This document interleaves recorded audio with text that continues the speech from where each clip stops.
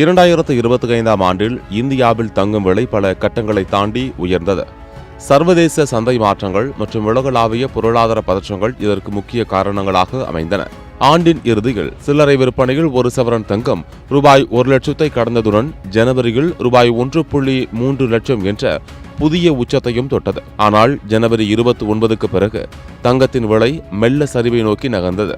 கடந்த வெள்ளிக்கிழமை வர்த்தக முடிவில் மல்டி காமோடிட்டி எக்ஸ்சேஞ்ச் ஆஃப் இந்தியா என்று சொல்லப்படும் MCX சந்தைகள் 10 கிராம் தங்கம் 1,56,200 ரூபாயாக இருந்தது.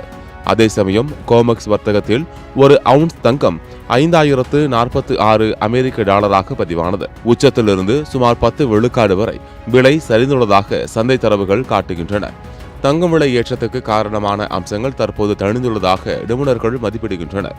குறிப்பாக ரஷ்யா மீண்டும் சர்வதேச வர்த்தகத்தில் அமெரிக்க டாலரை பயன்படுத்த முடிவு செய்துள்ளதாக ப்ளூம்பெர்க் செய்தி வெளியிட்டுள்ளது. இது அமெரிக்க டாலருக்கு வலு சேர்க்கும். டாலர் பலப்படும் போது தங்கம் விலை குறையும் என்பது பொருளாதார நியதி. சீனா உள்ளிட்ட நாடுகள் கடந்த ஆண்டு அதிக அளவில் தங்கத்தை வாங்கி குவித்திருந்தன. இந்நிலையில் ரஷ்யா டாலர் அடிப்படையிலான வர்த்தகத்துக்கு மாறினால் பல மத்திய வங்கிகள் தங்கம் வாங்குவதை குறைக்கலாம் என கணிக்கப்படுகிறது. இதனால் தேவை குறைந்து சப்ளை அதிகரித்து தங்கம் விலை படிப்படியாக சரிவடையும் வாய்ப்பு உள்ளதாக நிபுணர்கள் தெரிவிக்கின்றனர். இது ஒரே நாளில் நடைபெறாது. தொடர்ச்சியான சரிவின் மூலம் புதிய நிலை உருவாகலாம் என்றும் கூறப்படுகிறது.